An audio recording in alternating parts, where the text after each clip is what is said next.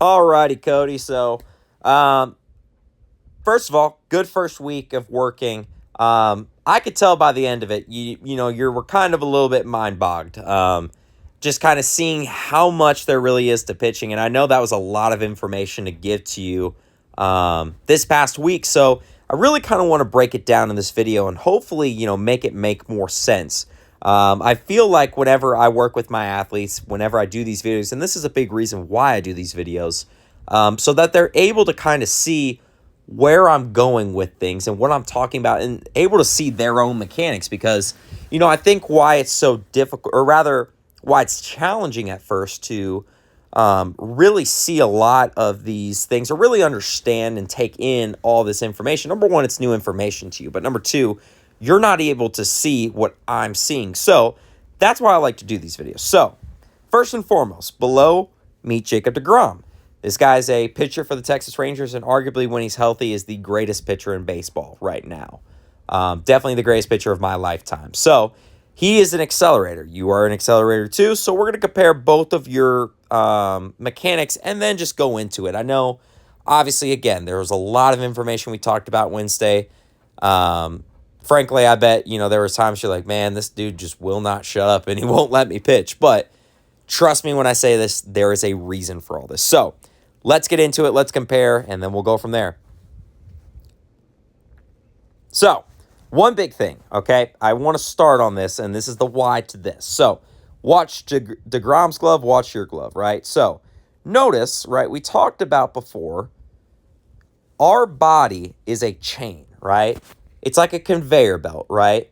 In order for everything to work, actually, it's just like a chain on a bike, right? For the bike to work properly, the whole chain has to go, right? So the reason that we do this, right? And there's also a lot of pitchers in baseball that actually don't do that glove race, but for guys that, are trying to work on their mechanics, trying to get their body right, I always say to bring up your glove. And the reason for that is to really not necessarily,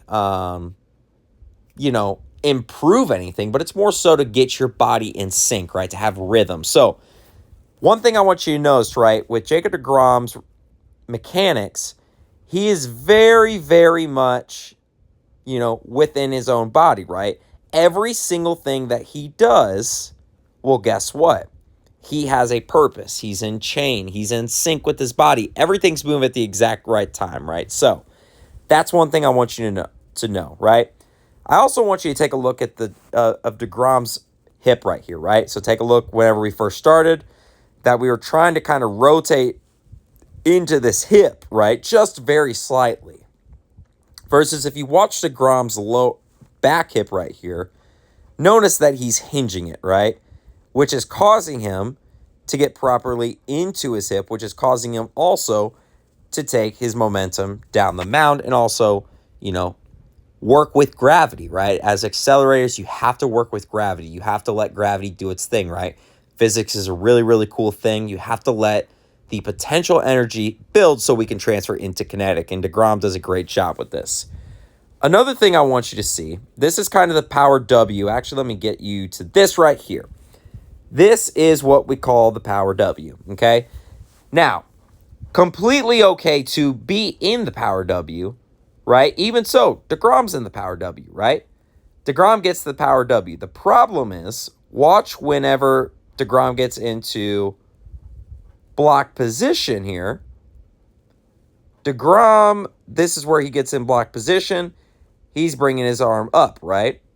Likewise, we're kind of at a point that we're trying to bring it up, but obviously we're kind of behind with our elbow, which is causing us to finish below our shoulder, right? And if you take a look at deGrom is right on plane with his shoulder, right?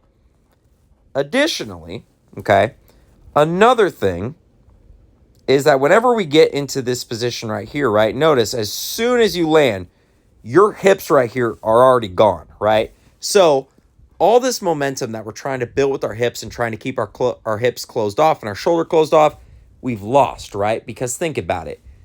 If we're trying to build that momentum, right, and we're building it up and, we're holding back, and then before we land, we're already opened up, well, we're not going to have anything to really exert towards the plate, right? Versus if you take a look at deGrom, when he lands right here, notice his hips have not even gone yet, right? his hips are still pointing at me right here, right? He's still closed off. His shoulders have not flown out. He's just going straight up at me, right? Another thing, right? If we were to take a look real quick, by the way, I know I said this in our lesson, but I absolutely love that you have some tilt on it, right? And this is really going to help you later on, especially with finishing over your front side. I actually love that you do that, by the way, Cody. I want you to keep doing that because I think that's going to help you as a pitcher to not only use that catapult-like mechanics in your delivery to generate more power, but that's also going to help you in the long run finish outside, or rather in front of you, right? And I know that's something we talked about beforehand that you want to keep working on. Going into as well DeGrom, right? We talk about right here. Obviously, I do love this position. This is the position we want to be in, except realistically, I want this glove to be like right here, right? I want our glove to be up more. But in terms of this back arm right here, beautiful. Really great. And you get really great layback right here, right? And we talked about before, layback is if I were to put a beam right there, right?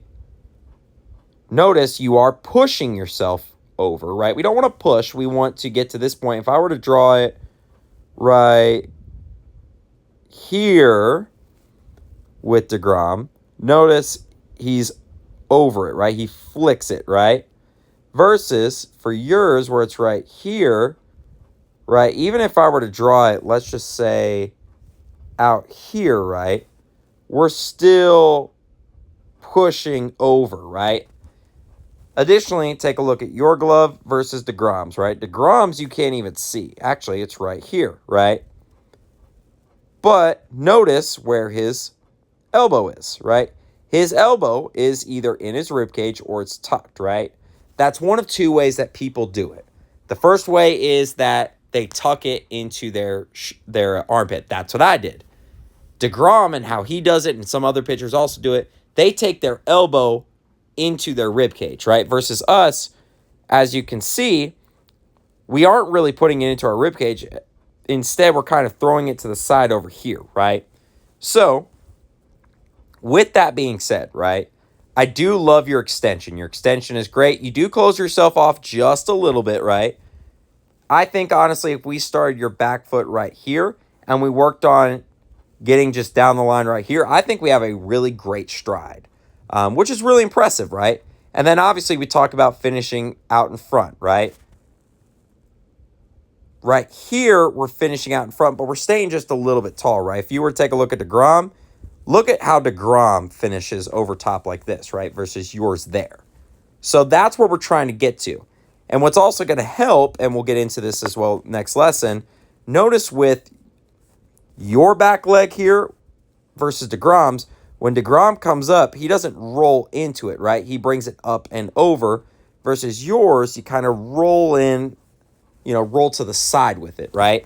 That's also going to help you, number one, to finish in front of your body, but number two, to also exert more into your throw, right? So I know that's a lot of information at first, right? And I know you may honestly have to watch this video a couple times just to kind of really take in everything. Obviously, the next time we meet, we'll go over this video and kind of, go into it in depth and really kind of talk about what's the why to things and more so how we're going to get to these points. Otherwise, you had a really great first session, and obviously, I'm excited to continue to work with you.